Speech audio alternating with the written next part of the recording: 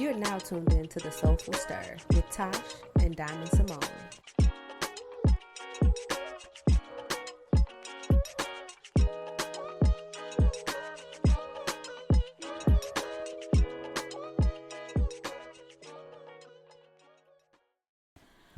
Okay, we on. We live. Yes, I'm on here. How y'all doing? Hey y'all, welcome to another episode of the Soulful Stir. I'm Symoné. And I'm Tash. So I was about to say, like, it's been a minute. You know what I'm saying? Like, you know, my favorite line is, we've been gone for a minute now. We back with the jump off. But we really haven't been gone. So we just have, you know, pre-recorded episodes. So, like, we're on schedule. It just feels like we're off because we were prepared for once. Like, we pre-recorded episodes before we had to take a break because of, you know, Life. I'm never ashamed to say it's always me. You know what I'm saying? I'm the one with the travel schedule. You know, literally the running joke in my family is, are you going to be here? Like, nobody asks me to come to things anymore. Nobody says, like, oh, we're having this. Can you come? People look at me and say, what are you doing the weekend of such and such? Are you going to be here? And then I say no. And then they say, don't worry about it. Like, my cousin legit didn't even invite me to her gender reveal because she was like, you're not going to be here. And then turned around and was like, oh my God, we had to push it back. So can you come now? Or are you going to be here? And yeah, and I literally just told somebody like 2 days ago, I was like, yeah, I could go. I don't have nothing planned for this month or this month. And then I just booked a trip today. So yeah, this is my life. Yeah, well, I just got a text, and I'm pretty sure that it is a fraudulent text talking about some outstanding tickets. What? Oh yeah, I've had one of those before. From the Michigan Secretary of State? Yes, but the joke is I do have outstanding tickets in the city of Detroit that I just refuse to pay. But they don't send you a text, No, though. they don't send you no text. Y'all like fucking but even idiots. then, with my outstanding tickets, they still couldn't get me with the okie doke. Like, y'all, they don't send you a text. They send you a number. But hey, whatever. So I'm glad that we had a little bit of time to like take a break from our schedule, though. You know, I'm always for a good refresh and a good renew. I have been still crazy busy. However, God has been working in miraculous ways in my life, and I'm just grateful. Like, all I can say is I'm grateful. I had a little moment like in my car not even a couple weeks ago, about a week ago. And I was listening to some Bob Marley, and now that the sun is out, it just all feels so right to open up my sunroof and just take a break. That's one of my favorite things that I like to do. Just open my sunroof and just vibe out. I miss my sunroof so bad. Just vibe out to some Bob Marley, or you know, whatever soothes my soul for that day. I listen to some Beres Hammond. My daddy loved Beres Hammond. It's one of his favorite artists, and I just had a moment. Like, I dropped a couple tears. You know, had a little thug cry. Because I'm just so grateful. So I'm grateful for the break that we had. Now, speaking of albums, I do want to talk about this one album that I came across. And I feel like at some point of me listening to this album, I probably legitimately like shouted, like, oh my God, I couldn't believe how great the vocals on this album were. The lyrics, I mean, the full composition of this album, amazing. The album is entitled This Music May Contain Hope. It is an album by an artist named Ray. Have you ever heard of Ray? No, I have not. I don't even know what like Ray's genre would be considered. But she is a singer from, I believe she's from London. Let's verify in real time. Where is she from? Yes, she's from London. I be knowing something. She's only 28 years old, but she's the singer that sings that song, Where's My Husband? Oh my God, I hate that song. I know. I feel like you would. But listen, Because I'm sorry, but like, what makes you write a song like that?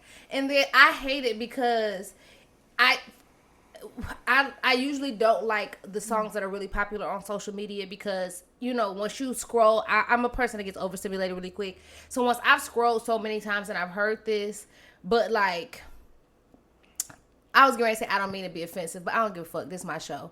I can't stand. It's always some funny looking white girl doing some weird ass shit to a TikTok with that song playing in the background. It just makes me hate it.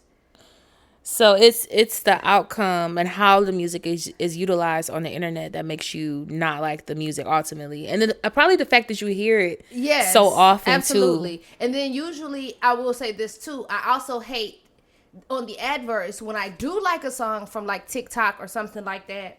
I like it because I like the, once again, that little 30, 45, 15-second clip. And then when I go and listen to the whole song, I be like, this is trash as fuck. Like, you put the best part on the internet. Like, it don't be good no more. No. So I don't know. It's weird. I can understand that perspective because there's several songs that I've heard on the internet and it's like, dang, I do not like this song. But then when I go to listen to the full body of work, I may or may not like the full body of work. Most of the time I actually end up liking it. And this is no different. But I was exposed to her probably a couple years ago now when her last project came out in 2023, My 21st Century Blues. There is a few songs on that particular project that a lot of people may be familiar with. What is the Worth It is one of the first ones that I heard, and I think I heard it just, you know, listen to a song that I like, and then you know how your streaming platform will play something else that you might like, and it just goes on with this whole like curated playlist. That's what happened and how I discovered her music. And then I say, oh, let me go and listen to the full album, because if I like this song and I'm vibing with this, and I probably would like the album. This most recent album that she has, it is an experience that I've never experienced listening to an album. I felt like I'm listening to the album, but I feel like I'm watching a movie, like I'm watching a film, because it sounds like a film score, the way that it's produced and the way that it's curated. She has Hans Zimmerman on this album as a composer. Yeah. And there is a song called Click Clack Symphony that he's on. And when I say like this song goes crazy, the crescendos, the dynamics of it is just so well put together and well executed. It follows a few themes throughout the album, but it starts with her talking, and she has this dialogue like it's a film. And I'm like, what am I listening to? How is this going to be? And then by the second track, the entire song is just, it goes like high and low. It starts off slow and then just takes you through these highs and lows throughout the album that had me like, if I had shoes on, I would have threw them. I would have thrown those shoes. So I am anticipating seeing. I think maybe the production might be good. Like, I don't know. I would have to just kind of want to hear it. I think I can't say I don't like her or her music, because my only introduction is that song, and it's also from social media, so it's hard to really quantify that. I think I hate that song so much because it just makes me. We've talked about this before. I don't even like to use the term male centered, but I just hate pick me type of shit. And I don't like to sit around groups of women and just talk about husbands. I'm waiting for somebody to send me my husband. I can't wait to get married. I just feel like it's so much more to life than that. And so that song immediately makes me cringe because to me, it just screams pick me. You know what I'm saying? Like, but if you listen to the album, I swear it's a different. The album might be different, but that song, is different. That song makes me cringe on the inside. And I think I want to use that to kind of segue into more of a current event. Can I just say this one thing? What? That I discovered about her while I was like, you know, because when I'm listening to she's not new, a new artist to me, right? But as I'm listening to this album, I'm like, I want to know more about her. Like, where is she from? And I realized that she struggles with body dysmorphia, which I thought was an interesting thing, because she literally has a song on this album where she says, I hate the way I look today. And I thought that was just so honest and something that we don't typically see in a full body of work from artists in general. And I also found out that she went to the Brit school, same school as Amy Winehouse, Jessie J. But go listen to this album, y'all. If y'all have not heard it, just listen to it from top to bottom. Don't skip any tracks. It honestly is an album that you can listen to like that, and you will feel something. Possibly. I felt something on every track. But yeah, this music may contain hope. I'm curious to see if she racks up on Grammys next year. It sounds like I can see this music being in a film, like a film score. Well, I know that one song probably will be, because I guarantee you everybody's going to try to pull it for a rom-com. Yeah. I mean, I can see that. I can see that too. I can see that for sure. But no, what I was about to say was, more on the current event side of things. I know most of you all have been abreast or aware and have heard of the situation with the girl Ashley. Well, she goes by Ashley Janae on Instagram, but I want to say her last name is something else, like Richardson or something weird like that. But long story short, just the situation with her and that fiance. And so if you are not aware, let me give you the backstory. So there's I say young black girl because she just turned 31, maybe a day or two before this happened. She went to vacation in Zanzibar with let me preface it with this. She's in an age gap relationship with a white man. And I want to use the term age gap very loosely because I have not done enough research on this white man to give a fuck or to figure out how old he was. But I know by virtue of how he looks, he's older than her. And I say that to say she just turned 31 on this trip. While she's on this trip with him, not only did she turn 31, but he proposed to her. And a day or two after, while they were still on the trip, a day or two after the proposal and after the birthday celebration, while they're still in Zanzibar, she, it's been told by the media that she committed self-harm to in her life by hanging, but nobody's believing that. And I just looked it up right now. They say this guy's 38. He definitely gives upper 40s, but okay, they say he's 38, whatever. So not much of an age gap, but it's been concerning, I think, throughout the media, because not only are they trying to spin it like this was a true self-harm situation, but nobody is believing that that was the actual case. Now it has come out. Her mother has spoken to the media, and her mother has said on camera, on film, that her daughter called her, which is the girl Ashley. She called her and told her that her and the fiance got into it the night of said altercation, and that apparently it was bad enough that the hotel staff made them go to separate rooms. Oh, wow. So I don't know if they made him, if they just put him in another room and said, can y'all calm down? Then let them go back together. I don't know if they made him, go and pay for another room and all of that situation happened. I'm going to be honest with you. I ain't never been out of town on a nigga and got into a fight on vacation. Well, I have. And we beat each other ass. Well, he ain't beat my ass, but I beat his ass, and we went to sleep in the same bed. And you know what I'm saying? We ain't separating no rooms. We got it. That's not funny, but like, we got the tussling. I remember you telling me about this. Yes, we got to tussling. Okay, knock shit off the dressers, off the nightstands.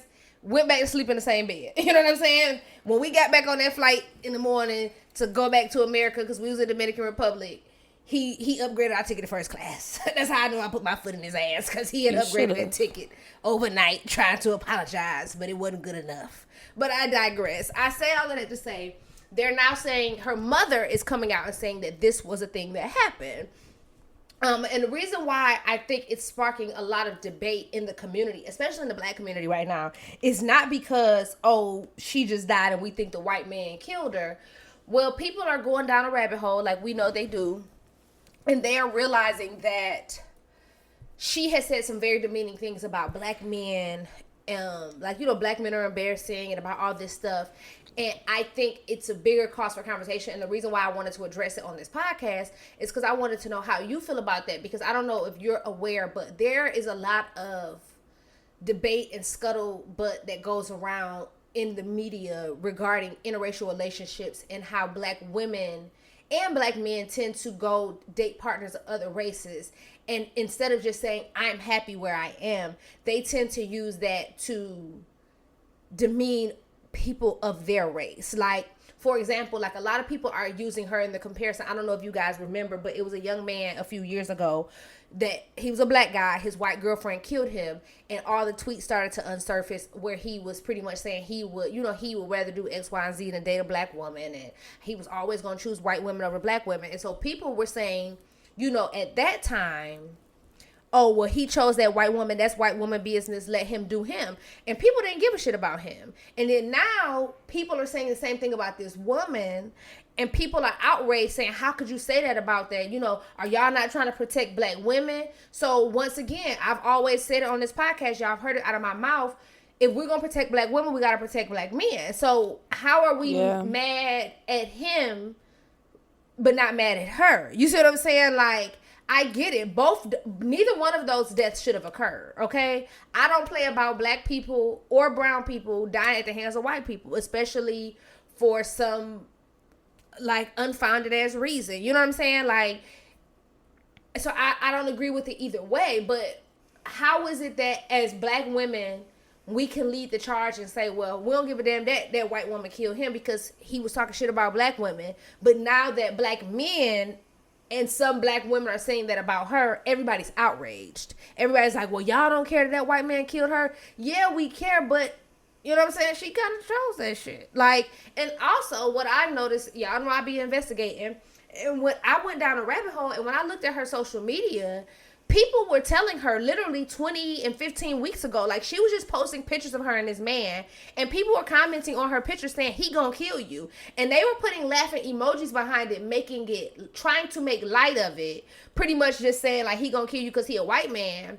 But now that she has actually come up in this, I'm going to go ahead and venture and say this, and maybe I'm wrong for saying it, but I'm going to say, now that the murder plot has happened, because everybody's saying that he did this on purpose, because people are saying, they lived in the state of Oregon. People are saying, well, why didn't he just kill her in Oregon? Well, because America don't play that shit. You know what I'm saying? Like, Oregon is a very random place. It is, but my point is the laws are going to be a lot different. If she were killed on American soil, as an attorney, I do know not only will those local county and state investigators be involved, the FBI can get involved. It could be a whole lot of forensic tracing to go down the rabbit hole of what he did to prepare for this, blah, blah, blah, blah. When you go to countries like Zanzibar, when you go to countries that are smaller countries that don't have big organized governments, like if he would have taken her to London or something, that would be equivalent to coming to the U.S. You know what I'm saying? Like, they are going to investigate those crimes, and they don't play no games. I believe that he was very strategic in taking her to where he took her to, for a reason. And let's be clear, she's not the only person. We went through that. Well, we do still have people, women, influencers that are black women, that are brown women, women of color, that go to these countries, Dubai, the Emirates, all these places, to be with white men or Arab men with money, and they come up missing, and there's nothing that we can do about it. Because they're in countries that don't give a fuck about women, that don't care about black people, that are already looking at these young girls that are with these men of power, money, and influence like sex workers. These men, this is strategic. This, I don't believe, I'm not gonna lie to y'all, I don't believe this was just, we went on vacation and we got into it and it went that bad. Because they're like,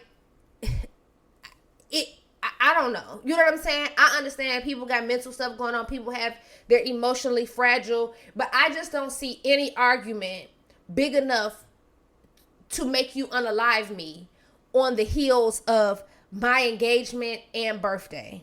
Yeah. I don't know who unalives themselves on the heels of an engagement and their birthday. Especially when you've been flaunting this white man on the internet for the last year. They've only been together for 1 year. This was supposed to be their 1 year anniversary or something or another. And her birthday. This was like, they've been together for 1 year. This was supposed to be their coming together for her birthday, whatever. I believe all of this. And people are like, why would he pay all that money? Broke niggas say that, okay? If I could pay a few $1,000s to take your ass to Zanzibar to kill you without going to prison, a few $1,000s is worth it. That's cheaper than paying a lawyer in the U.S. That is true. You know what I'm saying? Like, people are not thinking, like, logically when they have, like, about this. And it's driving me crazy because it's like, I believe that man plotted on that. So, us talking about this today was my first time actually hearing about it. I do try to stray away from stories like that. Although, I understand the complexity of all of it, right? You made some very valid points that I did not fully assess before us talking about this whole situation. But ultimately, it brings me back to the conversations that are being had around both her situation and the guy who was murdered unalived by his white partner.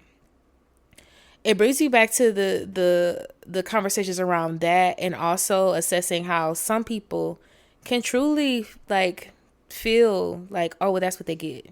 Yeah. And that part to me is really sad because at the end of the day, neither one of them deserved that. Absolutely not. Like, I think that absolutely not. I don't care who for you decide me, to love and who you decide to date. I don't think it's ever okay for somebody to kill you for yes, any reason. It's just like, what was that serious for you to do something like that?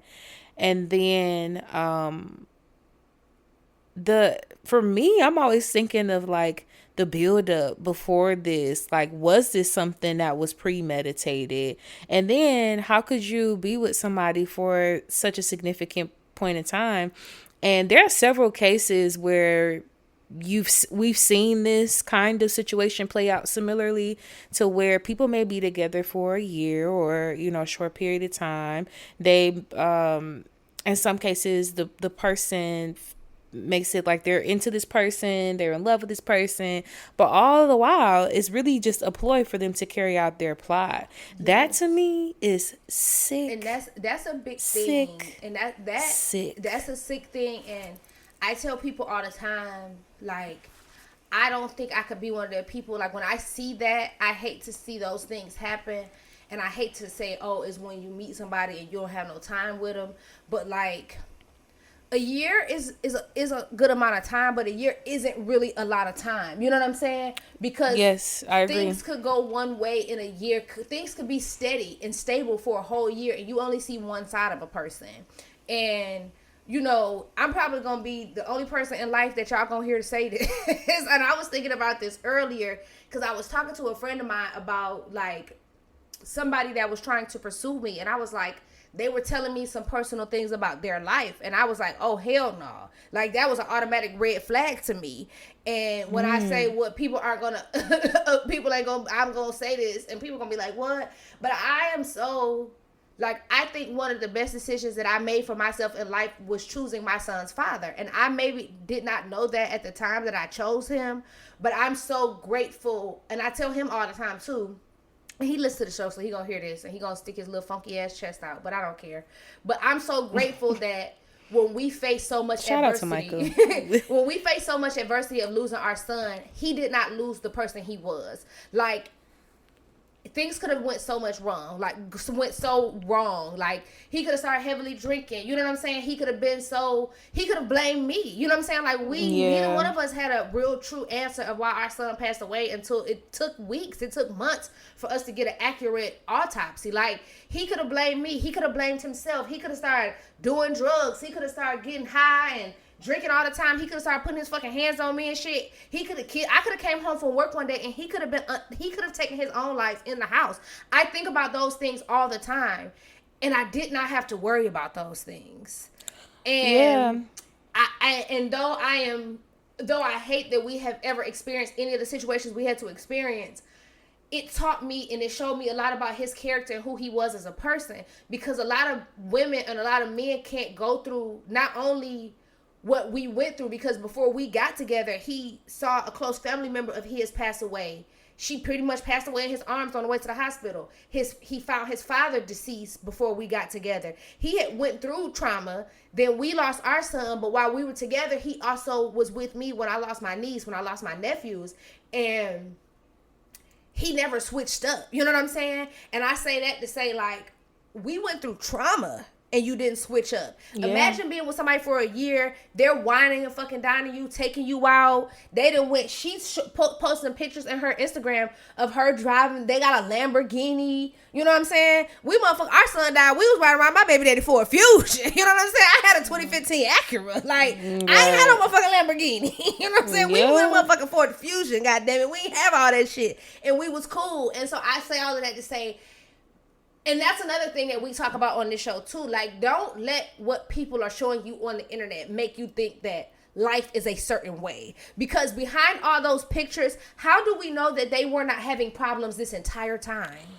Yeah, that's what I was gonna mention. Like, I did see a post that brought up the fact that allegedly she had a GoFundMe account that was going, and I don't know what the GoFundMe was for, but someone had made a comment like having a GoFundMe and being posted up in a Lamborghini is crazy. I don't know if the GoFundMe is new. Is it old? Because I thought when I saw something of it, I thought it was new, because you know it's going to be very costly for her family to get her body and her remains back to America. It's extremely expensive to move them from state to state. Yeah. Let alone, that's why when my grandfather got sick, when he was living in Ghana, we made him move back to America, and he died on American soil. Mm-hmm. We would not allow him. Once he got sick, we were blessed enough, and I'm fortunate enough to say that he did not pass away before we knew it. You know what I'm saying? Like, when he got diagnosed with cancer, all that stuff, like, I don't even know the man's name, and I don't even know if the man's ever gonna hear this, but whoever that doctor was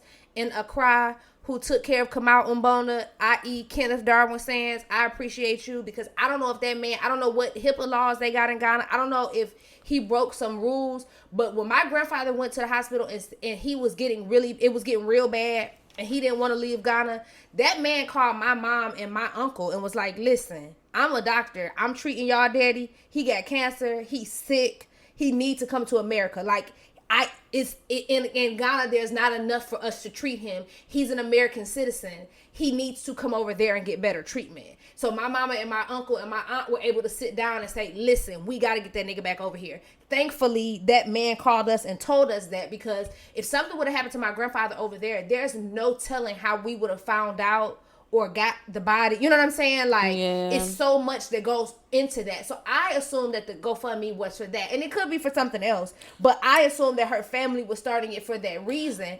And I wouldn't blame them. But, that just ties back into what I was saying. Like, it's just unfortunate because, people are like, oh, you posted up in a Lamborghini and, well, now you need to go. Like, this is a tragic, unfortunate situation. And at the end of the day, whether she's posted up in whatever vehicle, like, we don't know what they money and whatever looks like, their money, real. Their assets. We don't know what any of that looks like. We don't know if even that was their car. We can even assume that even if it was, more than likely, I guarantee you that was probably all that stuff in his name. Yes. And I'm not trying to be funny, but if I got nieces, okay, if a nigga killed my niece and they were somewhere, or I thought he had something to do with it, I don't want 2 nickels from that nigga to get my child back to the I can States. imagine that anybody would. I would do whatever I had to do to keep him out of these arrangements. You see what I'm saying? I wouldn't want that nigga to sign, because think about it, they were not married. Yeah. They just got engaged 2 days ago. Yeah. Before she passed away. So I wouldn't even ask him. He's not even her next of kin. So they couldn't even release the body to him if he wanted it to. Her parents would be. So her parents are the ones that are probably trying to do that. But I say all of that too, like I've talked about in other previous episodes. Please make sure your affairs are in order. When y'all are starting these businesses and y'all got all of this money coming in, put some of that money up and let somebody know where it is in case they got to get to you. Because I won't doubt that she probably got a little nest egg or maybe some savings. I would hope that if they're riding around in Lamborghinis and he buying her all these Chanel bags and stuff, that she had some kind of liquid assets or some kind of money. But at 31, a lot of our, what are they, Gen X or whatever they are, a lot of them don't have their stuff together. And them, I know Gen Alpha don't got shit together. They got to have something together. Like me and my mom and my brother talk about that all the time. Like, it's the three of us. My mama only got 2 kids, and we talk about pay on death beneficiary. You know what I'm saying? I tell my brother, he don't care how much money in the account, but I'm like, listen, if something happened to me, this account that you could get the money out of, mama can get it out of this. Y'all go, my insurance is here. Y'all make sure y'all know how to get me and take care of me. And I was like that with them before my son passed. You know what I'm saying? Before I lost my niece, before I started experiencing, anybody can die at any time, even though I already knew that. And I think that's by virtue of, once again, me being in law, but I also worked in finance where I saw people passing away, they family members trying to come to the bank, trying to figure out how to get the money, and they don't have access to it. You know, I've always taught my grandparents and everybody, tell us where this money at. You ain't got to tell us no account balances, but show us how to get access to your stuff in case something happened. And that's what I fear this whole GoFundMe thing is about, is maybe her family is just trying to figure out how to even get her remains back to the States. Yeah, no, that's a whole thing. And I just feel like it's such an unfortunate situation and so many complex layers to it that we don't have the answers to, quite honestly. But it just goes to show you, once again, how people on the internet take things and we just assume like, oh yeah, cool. I'm speaking from the perspective of people saying like, oh, you know, like assuming that she has money or, you know, that they should have these things. Well, it's very common, especially for Black people, people of color, to not have such things in order. And I, had to experience that with, you know, we've experienced that with some family members. And you know what you just reminded me of? And I said out just a second ago, should I talk about this? But when you talked about it's expensive to get like remains from country to country, you know, I just got pissed off all over again because when my dad passed away, and for those of you who are new here, my dad was from Jamaica. And so his family, the side of, talk about his family like they're not my family too. They, girl, you know, it's my mama's family. They would call in, like, basically send his body back to Jamaica and trying to convince me that my father wanted to be buried there. That was never something that my dad ever expressed. But they do that and they don't send out no money. Like, because, I'm not trying to be funny and I don't even want to. One can only assume that the people who are were demanding for this to happen did not have any money to send. So all that to say, I asked them, I said, well, who's going to pay for it? But back to your point, we talking about Jamaica. We talking about Zanzibar to the States. And I don't even want to, like, try to be negative when I say this, but, like, when I was just talking about my son's father and what the trauma he experienced before we went through, like, before we went through that with our son, that was one of the things that he dealt with. Like, he and his father were living in Chicago at the time, and their entire family is from Michigan. You know, but his aunts and uncles was like, well, we got to get him back to Michigan naturally to have a funeral. You know, he was only there because his son was there. Yeah. But nobody was calling him with the dollar bills to say, like, okay, here go some money, nephew. Here you go. Of course not. And that's a lot to put on a child. Well, he was a grown-ass man at the time, let's be clear. But that was still his father. You know what I'm saying? You're putting that on somebody's child. And that's why I always say, shout out to, y'all know some of my family I don't fuck with, but some of them I give mad props to. Shout out to my dad's siblings, because I know that if something happened to my father, I would not have to deal with that shit on my own. And I really respect them and love them for that, because they don't have to help me with my dad as much as they do. I talked about that on this podcast all the time. My dad struggles with mental health issues. He's bipolar. He's schizophrenic. He got a lot of shit going on.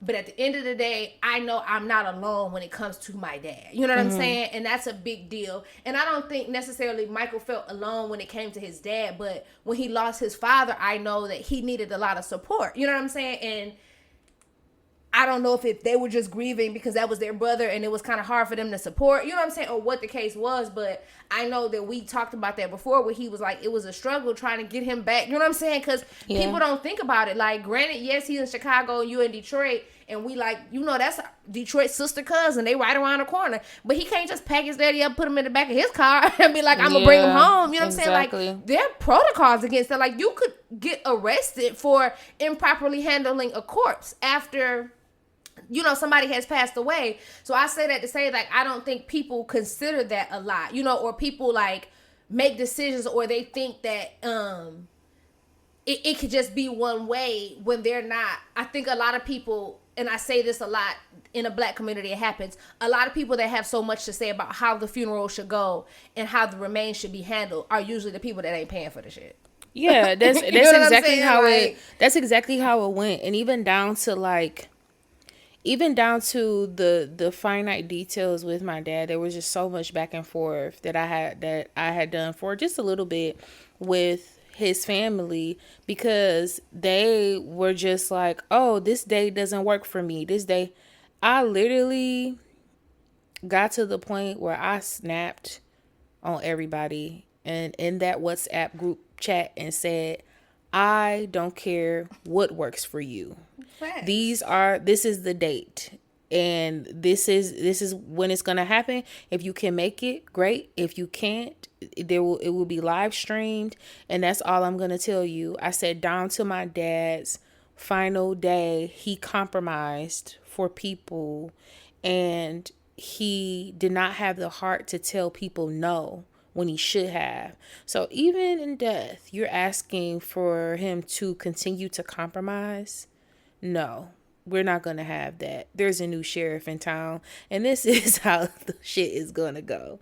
And I know people were definitely salty about that, but it's the truth. It is what it is. And I think we have to be so mindful when you're dealing with people who are experiencing immense grief, who have been through traumatic situations leading up to that very moment. And at the same time, now you're dealing with, on the other hand, your family that could have all of these unrealistic expectations of you. They're not even thinking, oh my God, like, she just went through all of this and now she has to go through this process of burying a parent that, you know, I thought was going to make it through the situation.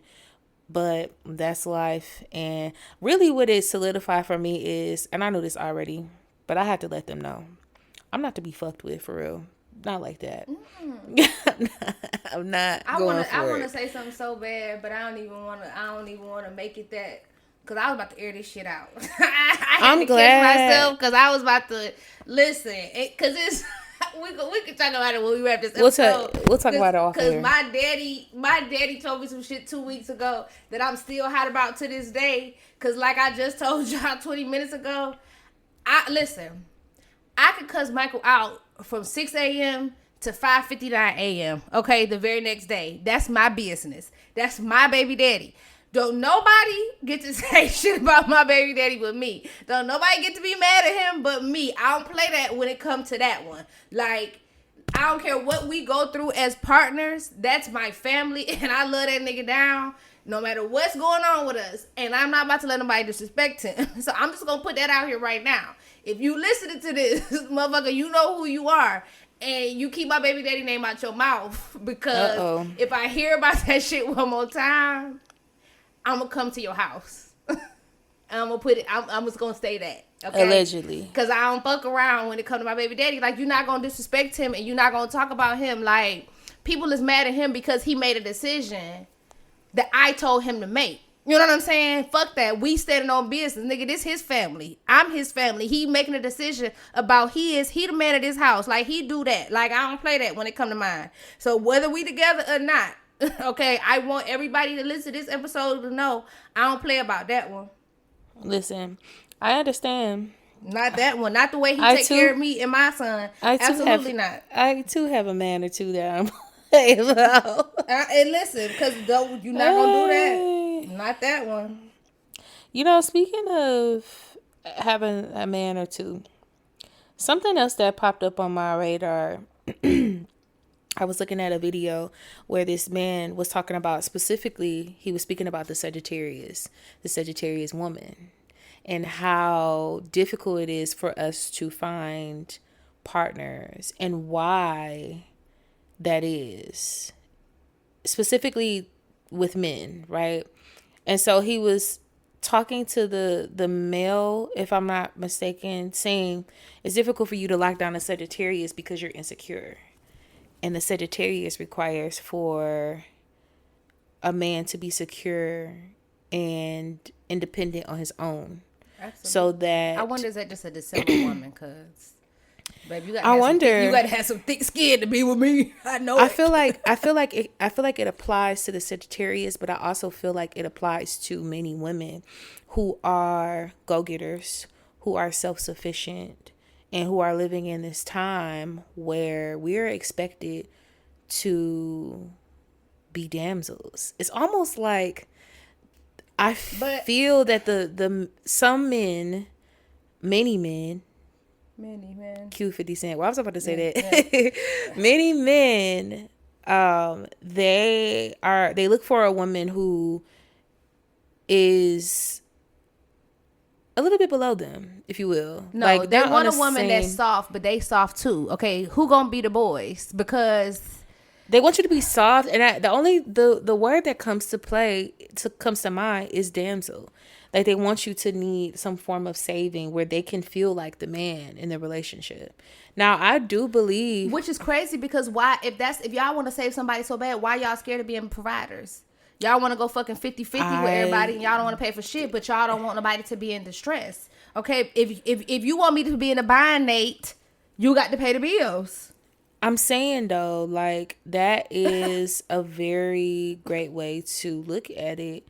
But for me, I felt that on a molecular level, that I've come in contact with several young men who seem to be, you know, really nice. We get to know each other. Things don't work out. And essentially what they seem to be is just a replica of another man that I've met. Same kind of situation. They lack self-confidence in a way that it has to do with me in some way, where they kind of feel inadequate without me saying anything or doing anything, because I'm not like that. But I am a go-getter. And I am a person that thrives off of I hate to say this, but off of a can't stop, won't stop mentality.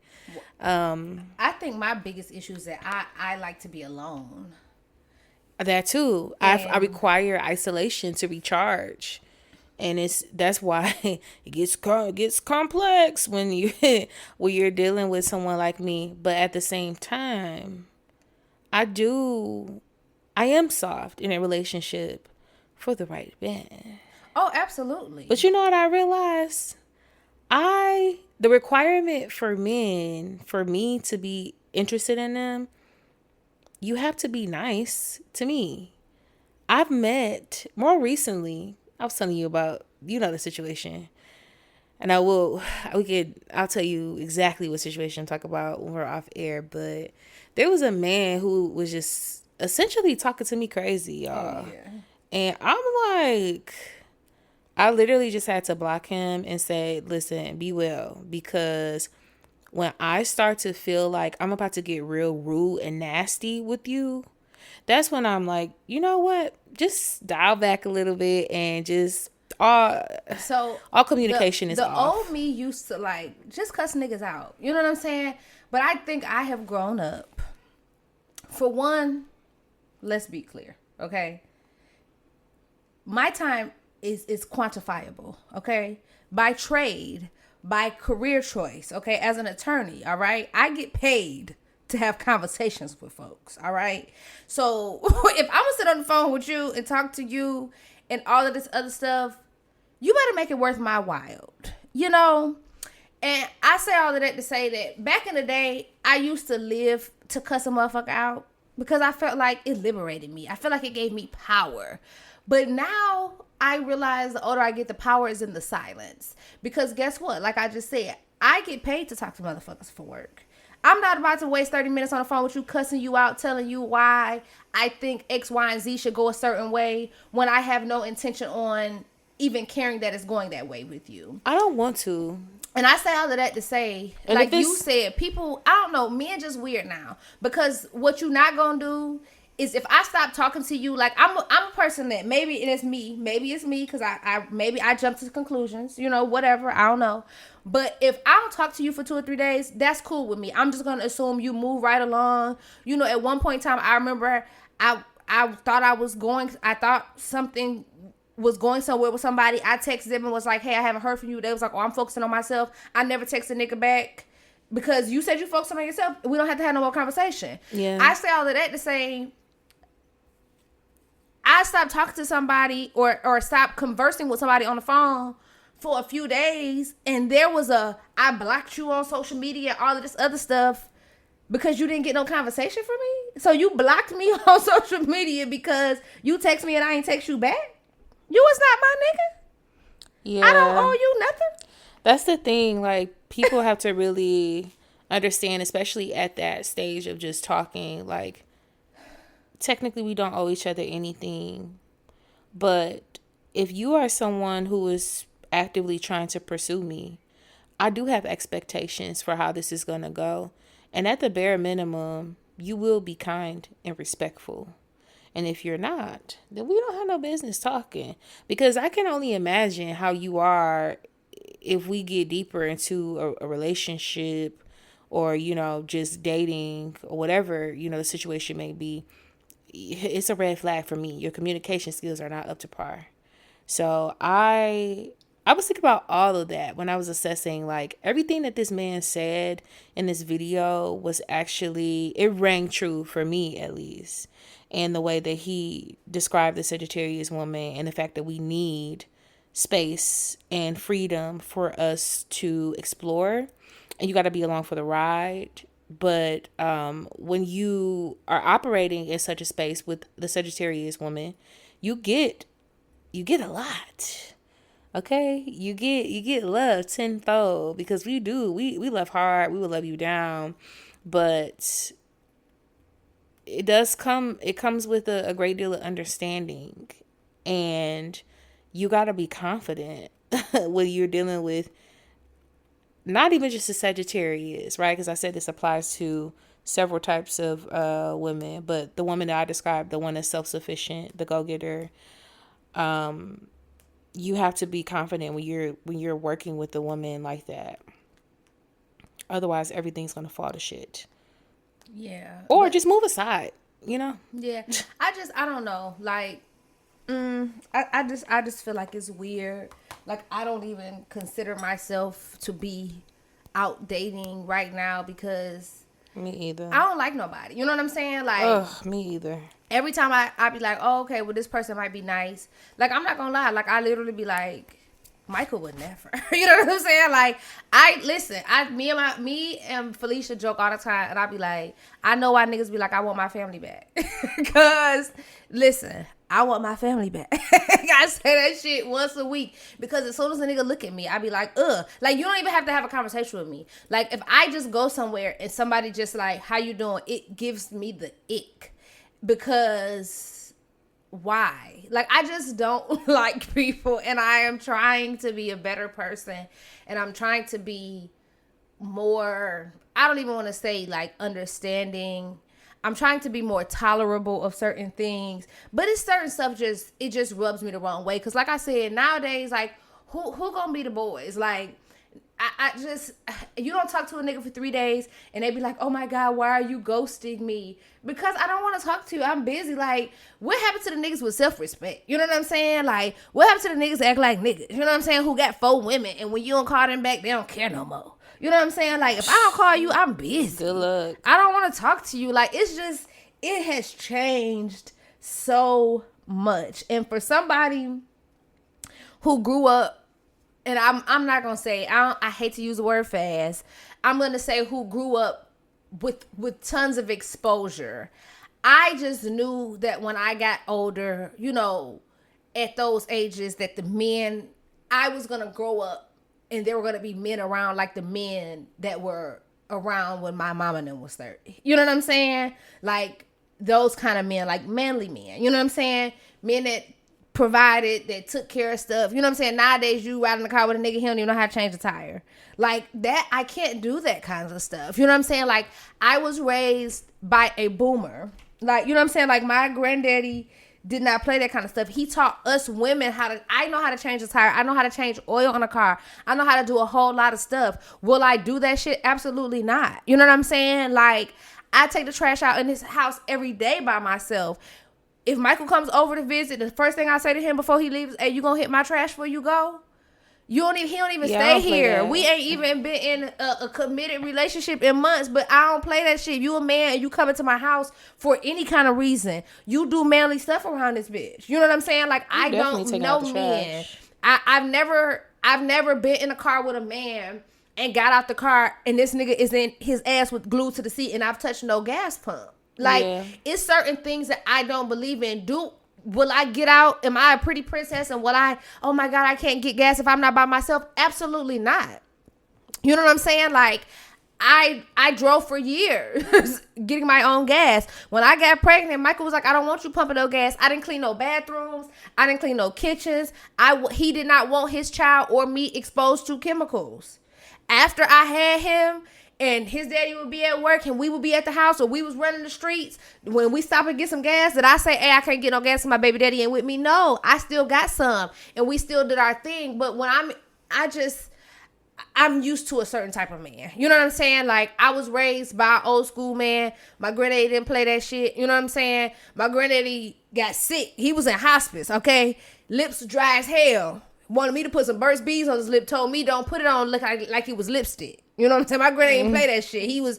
I was putting Burt's Bees on his lips and he was like, you put it on like it's lipstick. Granddaddy is fucking lip balm.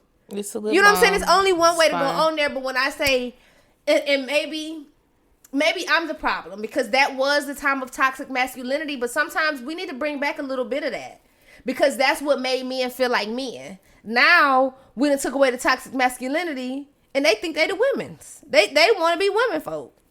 But I feel like the masculinity, they can be masculine without being toxic. Oh, absolutely. Right. But what I'm saying is sometimes we need to swing the pendulum the other way. They done got so soft on this side. We need to bring back a little bit of that. You know what I'm saying? Yeah. And I don't mean a lot. I just mean a little bit of that. Like, get out there and cut the grass. Take the trash out. You know what I'm saying? On the weekend, go fix a car. On the weekend, y'all at the club smoke a hookah with your niggas. True. That's women behavior. You know what I'm saying? Like, even in that, go to a cigar bar.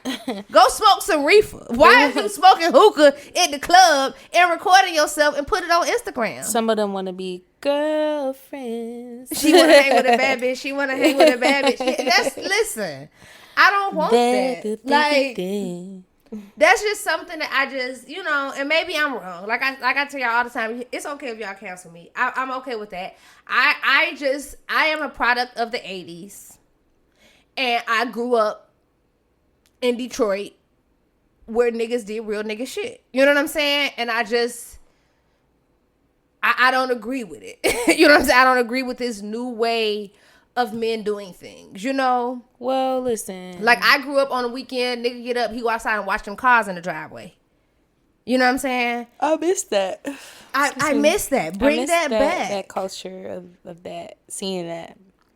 Or, like, you made me think about the landscaper that would come over. His name was Mr. White. And Mr. White, I found out later and when I got older, he was he knew my grandfather, my mom's father, which that's a whole other mystery story for another day. But Mr. White, I think he might have been an OG, honestly. But he had a landscaping business, and I loved hearing those lawnmowers on Saturday morning. He'd come at the grass looked like carpet, y'all. That's another thing. Bring back the landscapers that know what the fuck they're doing, because Mr. White would never. That grass looked like carpet. I kid you not. Like the bushes pristine. I have not seen anyone be able to replicate that type of landscaping since I was a kid. I feel like all of the OGs fell off, but that was like one of the things that is considered, masculine, cutting the grass and handling things like that. I loved it, but I also don't mind cutting the grass. I want to get me a John Deere actually very soon. But that's the thing, and I'm not saying this to knock my brothers or my cousins. Well, my granddaddy got sick because of his chemo. He was going through his chemo. My grandfather had prostate cancer that metastasized into bone cancer. His girlfriend at the time, she had breast cancer that had come back. She was no longer in remission. She had a pacemaker. She had all kinds of stuff going on with her. I say all that to say they were having issues sitting on the toilet because the toilet, like, it was hard on his bones. You know what I'm saying? And it was sitting low. I got off of my job at the Attorney Grievance of Michigan, at the Michigan AGC, okay, stockings on, full quarter tire. Ordered the toilet seat the day before to be sent to my grandfather's house. When I got to my grandfather's house after work, I installed a brand new toilet so they could sit up higher. My granddaddy sat in the bathroom with me while I did it because as a man, his mind just would not let him like rest in the fact that I was doing it by myself, even though I told him I didn't need no help. He sat in the bathroom with me and talked to me while I did it, but I replaced his whole toilet as a woman by myself after work in full quarter tire, okay? My brothers was in school. They was in Lansing. They was here. They was there. They was doing their thing. I was the one in the city, so I took care of my grandfather. Yeah. But I knew how to do that because he was that kind of man. My father is that kind of man. I done been in the car with my daddy recently, and I'm like, oh shit, my windshield wiper fluid is going low. We done pulled over, boom, get out the car. My daddy done ran in the store, bought 5 or 6 gallons of windshield wiper fluid in the parking lot. Let's turn it up. Let's go ahead and make sure you straight. Ain't no, well, we gonna get home and we gonna figure it out. We doing this right now. And those are the men that raised me. So because of that, that's the kind of person, like, people always think, people laugh at me when I tell them as an attorney, I don't want to date another attorney.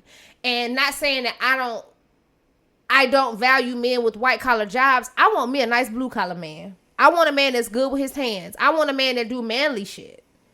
Yeah. I don't want a man that when I wake up in the morning and I say, oh my God, our toilet is overflowing, he going through his motherfucking fancy ass BlackBerry so he could find a plumber. I want that nigga to go get on his knees and turn that valve off behind that toilet and figure out how to stop that bitch from running.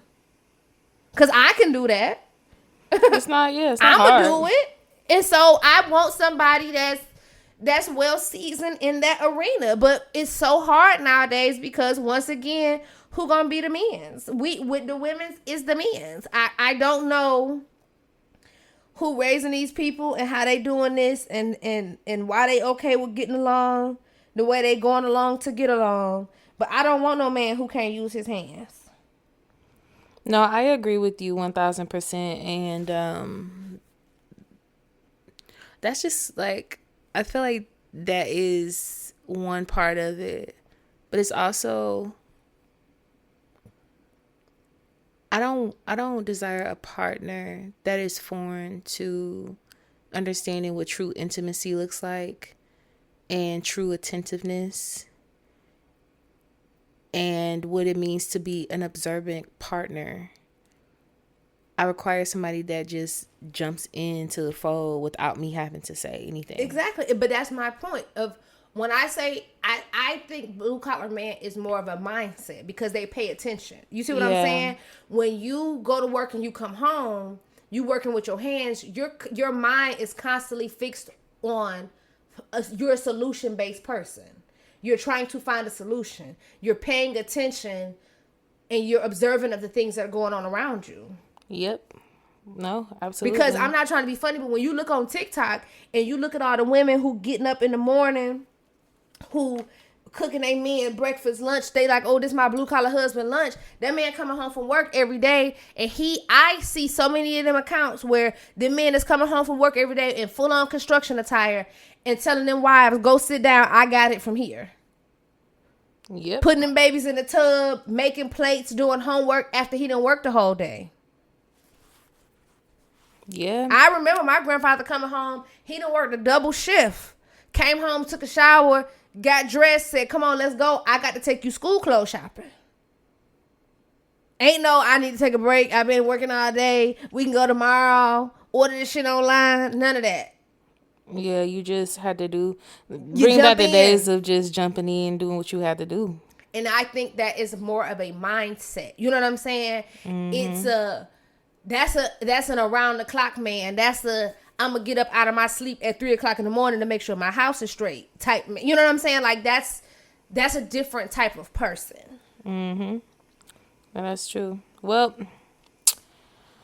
we've laid out what we want in partners.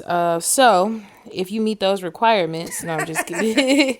Neither one of us are dating right now. Have you seen those TikToks where the girls is going around? It was 2 white girls. They went to a baseball game, and she made some cards with a QR code on it. It looked like a baseball card. I feel like I did see that. And she had stats on the back. She's like, oh, she's single. She's this tall, blah, blah, blah. And it kept saying, pass to someone single. And the next morning, somebody texted the girl and was like, hey, I got your card from the game. Yeah, I think I did see that, like, actually.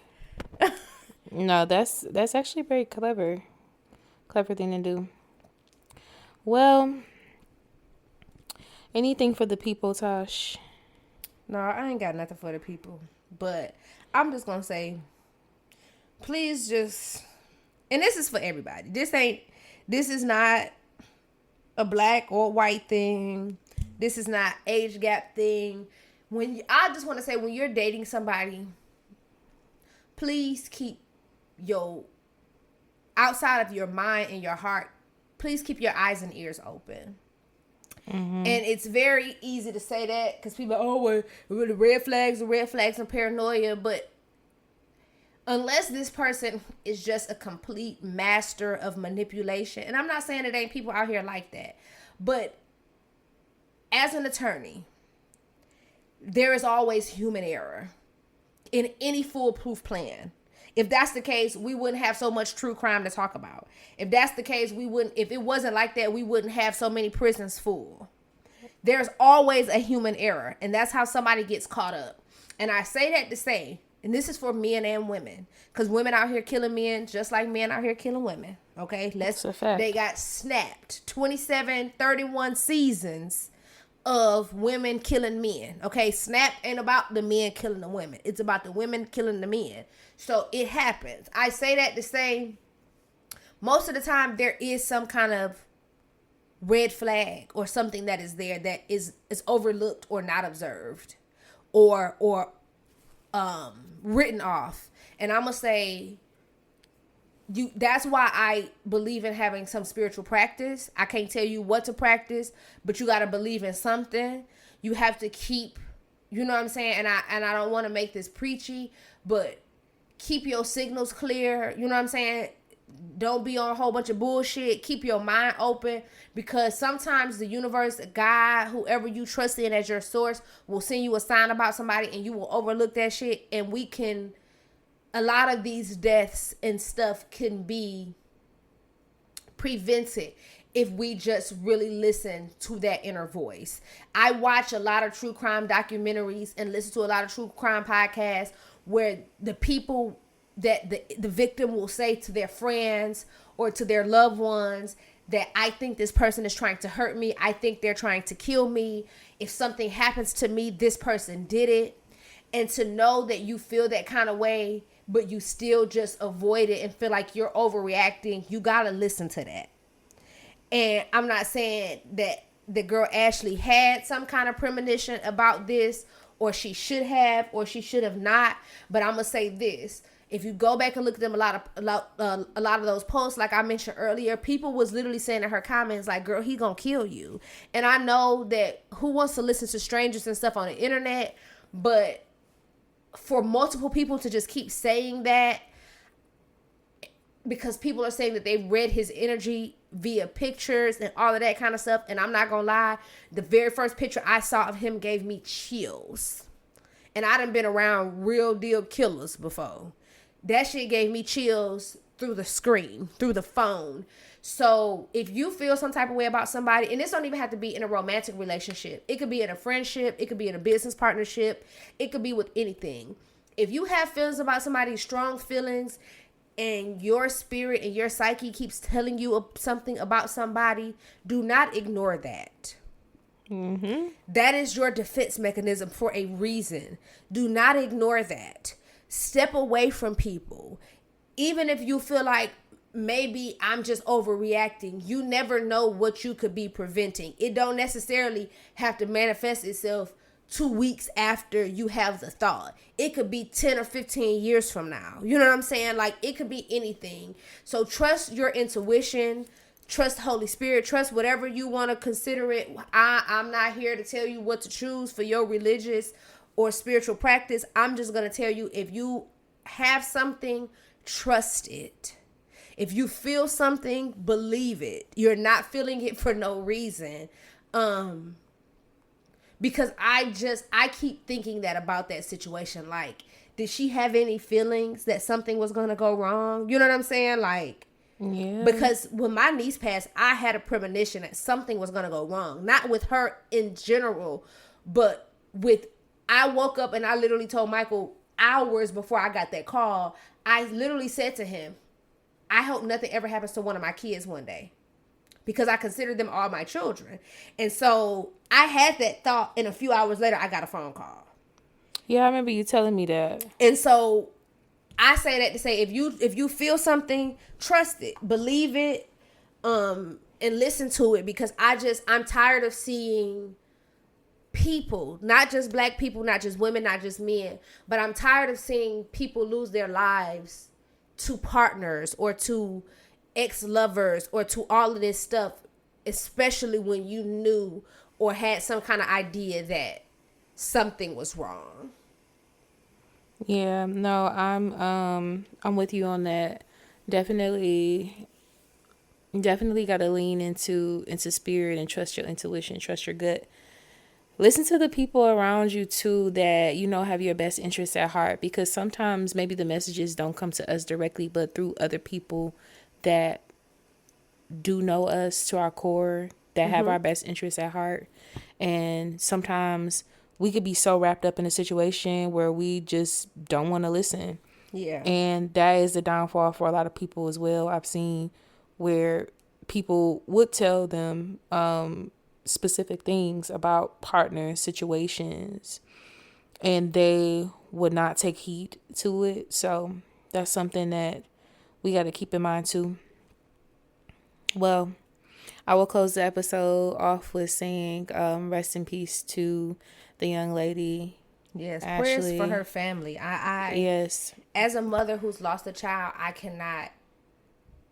I know what the devastation was like, and we couldn't prevent it. I know what that devastation was like. I don't know what it's like to lose my child and have it all over the media and to watch what people are saying. People are saying really horrible things, like I said, about that girl and her choosing, the partner that she chose. My heart definitely goes out to her mom. Just watching her parents in the little interview that I watched was heavy. Mm-hmm.